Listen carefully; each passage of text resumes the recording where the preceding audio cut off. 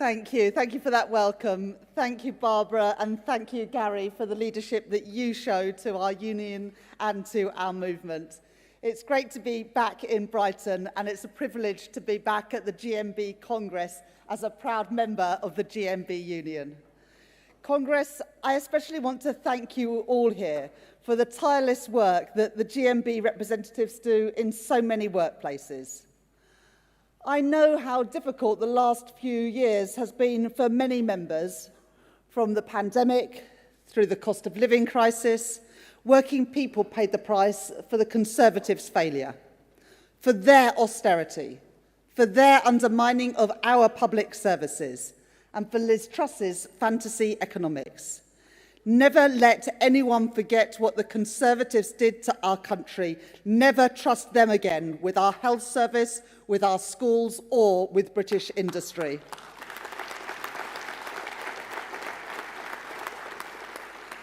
I know that your members have had to pick up the pieces, and so has this Labour government. But we are making different choices. To put more money in the pockets of working people, we are making Labour choices. And the choice in October to give a pay rise to 3 million workers of up to £1,400 a year by raising the national living wage, a national minimum wage created by Labour, raised by Labour too, together with amending the remit of the Low Pay Commission, so that for the first time, the living wage will take into account the cost of living. The choice of our Employment Rights Bill, the biggest upgrade to workers' rights in a generation, a key part of our plan to make work pay for working people.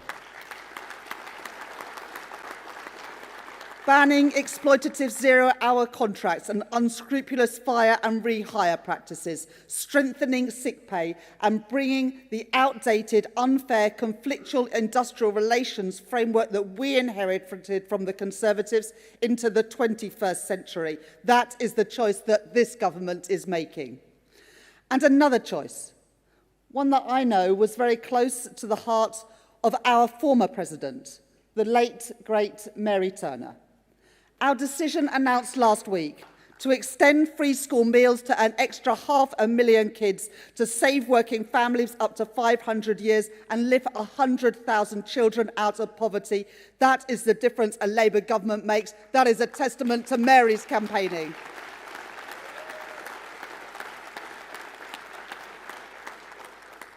Now, I know that there is another political party which will tell your members that they have working people's interests at heart.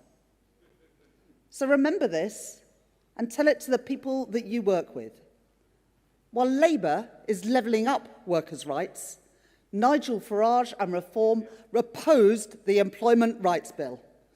While Labour is investing in our National Health Service, Nigel Farage and Reform want to privatise our National Health Service.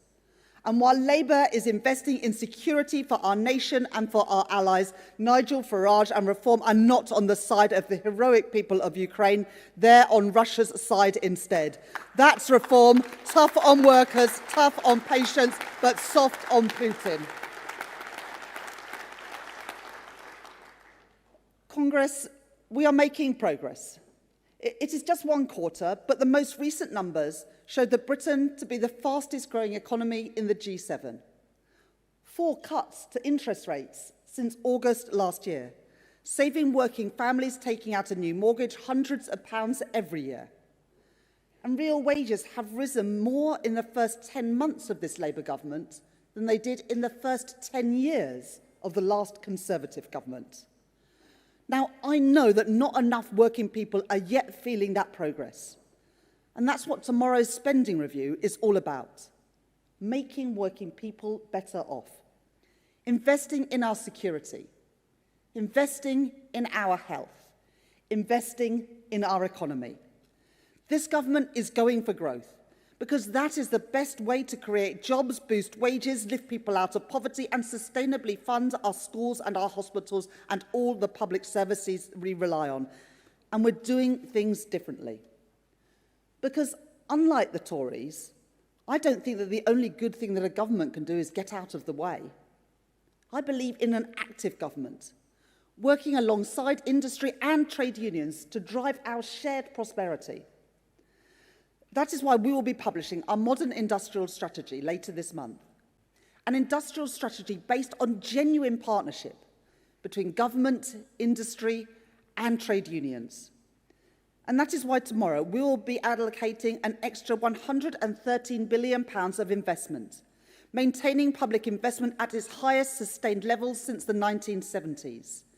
And unlike the Tories, I know that we can't build a strong economy on the contribution of just a few people, a few industries, or a few parts of our country. We're going for growth in every part of our country, with the benefits felt in every part of our country. So we are investing right across Britain. That's why I was pleased to announce last week the biggest ever investment, £15.6 billion, in transport links within our city regions and their surrounding towns. Better linking up Liverpool with St Helens, Manchester with Rochdale, Sheffield with Rotherham, Leeds with Bradford, and Birmingham with Solihull. And tomorrow there will be more. We promised investment in every part of Britain, and that is what I will deliver tomorrow. And Congress, I know the contribution your members make to the defence of our country, in aerospace, in defence, and in shipbuilding. And I know that the first duty of any government is to keep our citizens safe. Today, we live in a dangerous world where new threats demand a new response.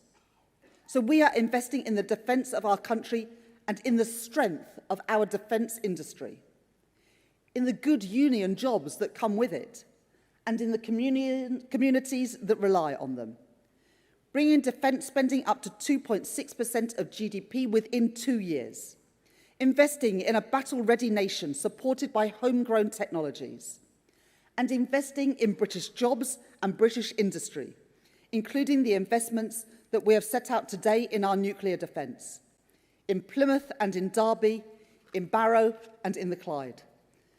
If you want a taste of what that can mean for working-class communities, look at our plan for Barrow.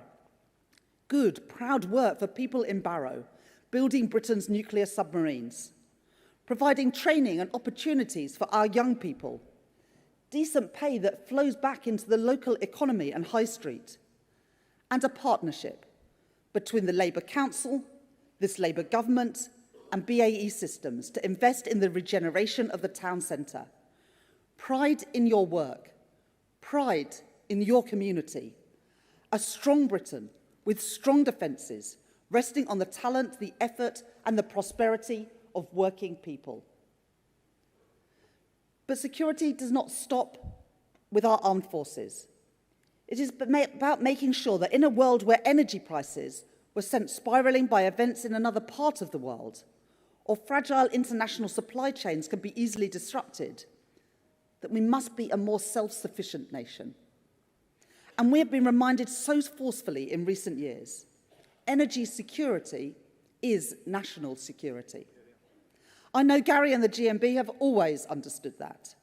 And so because it is the right choice for jobs and for the cost of living, because it is the right choice for economic growth, and because it is the right choice for energy security, I can announce today to you that this Labour government is investing in the biggest rollout of nuclear power in a generation.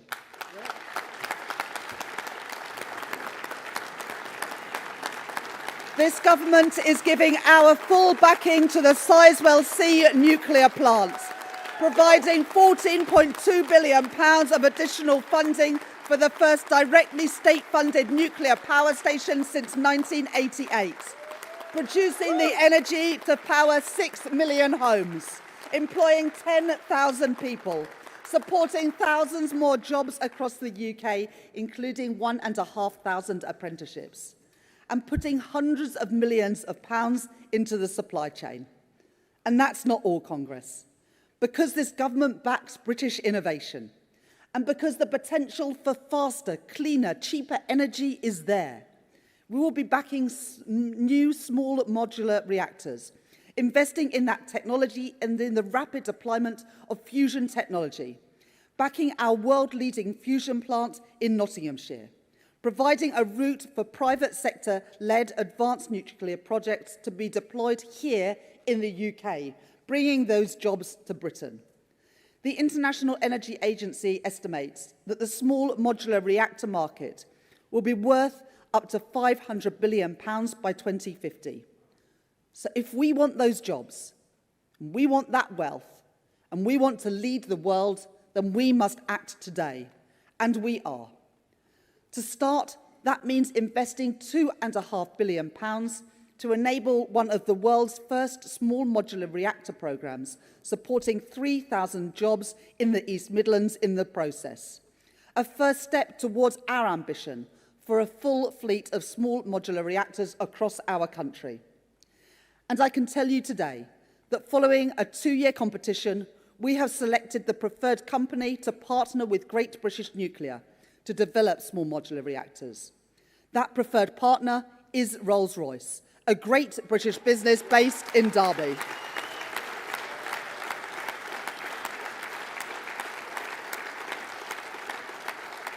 And Congress, I can tell you now that taken together, tomorrow's spending review sets out over £30 billion of investment in Britain's nuclear-powered future. Friends, this Labour government is launching a new era of nuclear power here in Britain.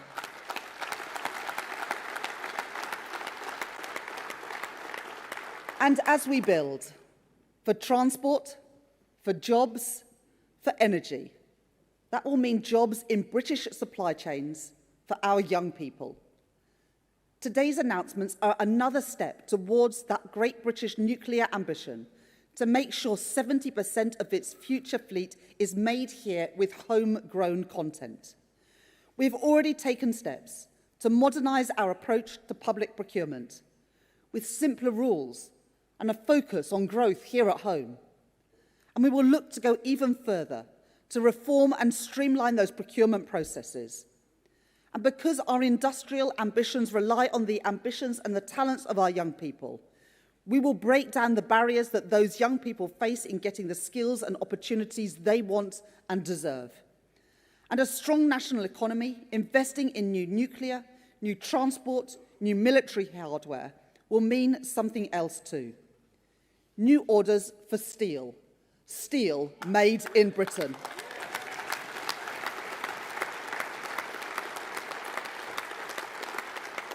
In April, as a government, we faced a choice: to allow British Steel in Scunthorpe to go under, or to intervene in a way that British governments have been too reluctant to do for far too long.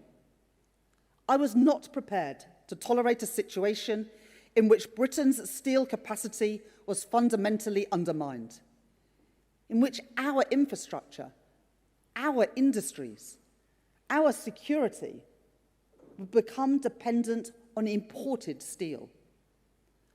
And I was not prepared to see another working-class community lose the pride, lose the prosperity and the dignity that industry provides. So this Labour government intervened to save British Steel and the thousands of jobs that go with it. And I can tell you today that the package that I have set out will provide more than £420 million of additional funding for Sheffield Forgemasters for the production of nuclear-grade steel for our nuclear ambitions. Thriving steel, thriving defence, and thriving energy industries, with Made in Britain a mark of quality around the world. Industries that bring pride, industries that bring good work, and wages that flow back onto our high streets and into our communities. Once again, things made in Britain, things made to last.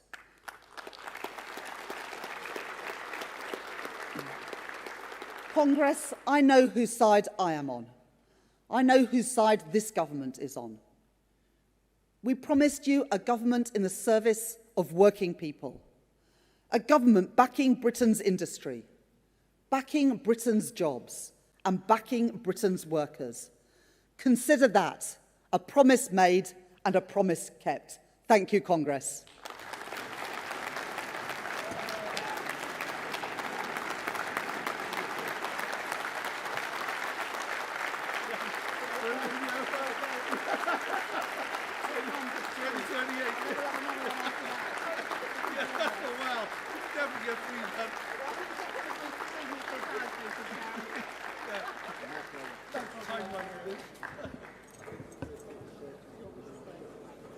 Rachel. Rachel, thank you for your speech. We will now move to questions from delegates in the hall. First, we'll hear from Anne Weeks from the London region, followed by Lee Burgess from the North West and Irish region. Hi, Anne Weeks, London Region, Chair of Ability, London Region Disabled Self-Organised Group. Proposed welfare reforms will push over 3 million households into greater financial hardship, including 800,000 losing access to personal independence payments, 150,000 losing carers allowance, and over 2 million seeing reductions in health-related universal credit. This is wrong. Will the government listen and think again?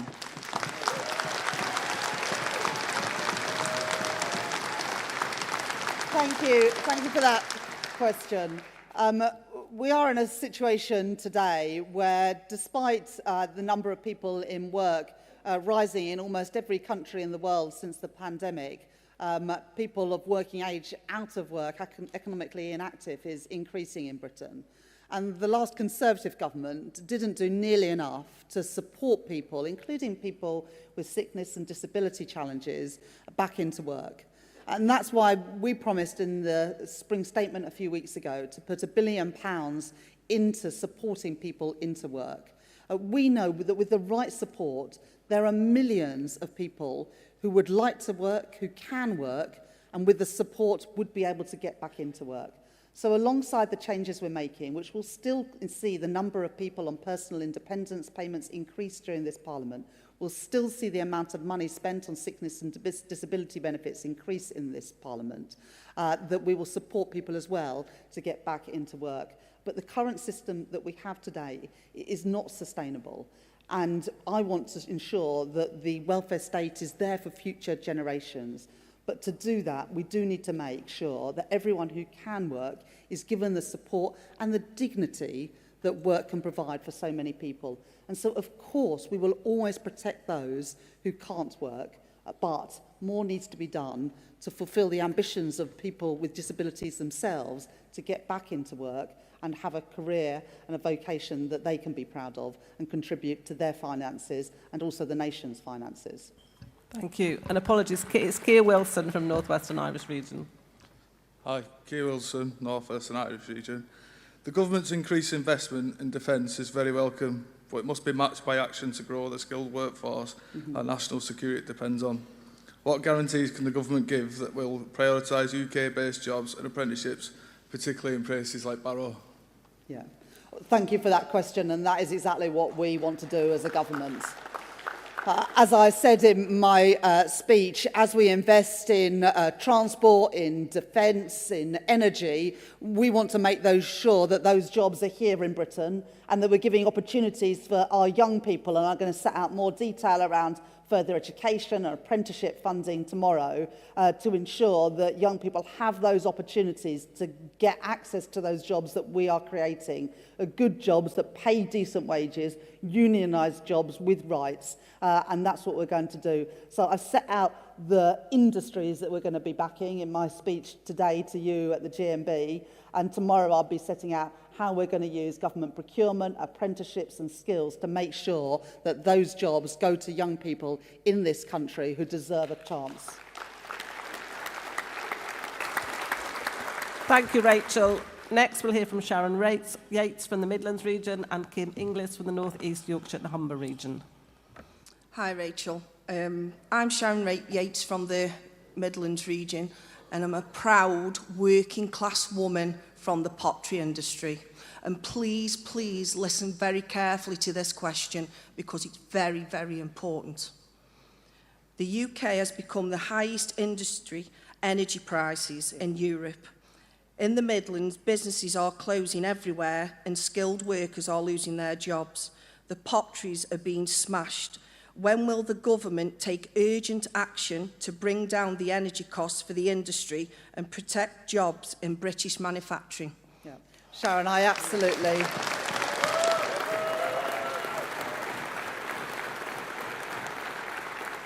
I absolutely get the point that you make, Sharon, and people in this room will know that it is ceramics, it is steel, it is cement, it is agriculture. It is a whole range of sectors where energy prices are making our British businesses uncompetitive with our counterparts around Europe, where energy prices for industry are lower.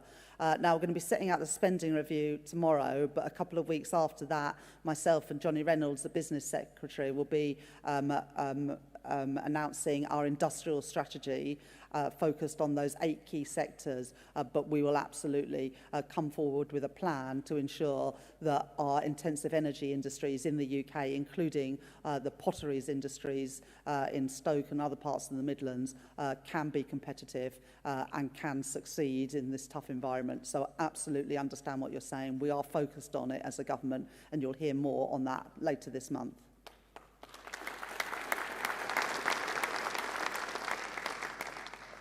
Kim Inglis from Sunderland, from the North East Yorkshire and Humber region.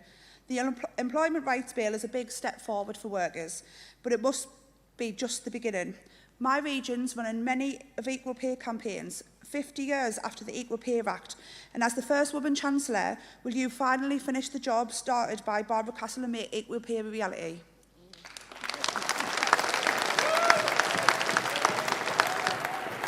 Well, thank you very much for that question, and it's a campaign very close to my heart. It's now 55 years since Barbara Castle introduced that equal pay legislation, and yet the pay gap between men and women is still around 15%. And I'm not willing to wait decades more before we actually achieve that ambition of Barbara Castle and the people she campaigned alongside, including the Ford workers at Dagenham, until we actually achieve equal pay. I said that in my first speech when I became Chancellor of the Exchequer. It's why we are doing things like the Employment Rights Bill. It's why we are increasing the national minimum wage and the national living wage. It's why we're rolling out better childcare, properly funded childcare, so that more parents, but it is particularly mums, can balance work and family life. It's why we're rolling out free breakfast clubs at all primary schools, so parents, and again it is particularly mums, can work more hours or do a job a little bit further away from their kids' school. So it is something that on a personal level means a huge amount to me, and I am determined to be the Chancellor that closes that gender pay gap once and for all. Thank you for your question. Chancellor, thank you. We know what a busy week this is for you, and although there may be some differences between us, the announcement on Sizewell is so important to our union and our members and shows what we can achieve together. Thank you so much for taking your time to be with us at Congress today.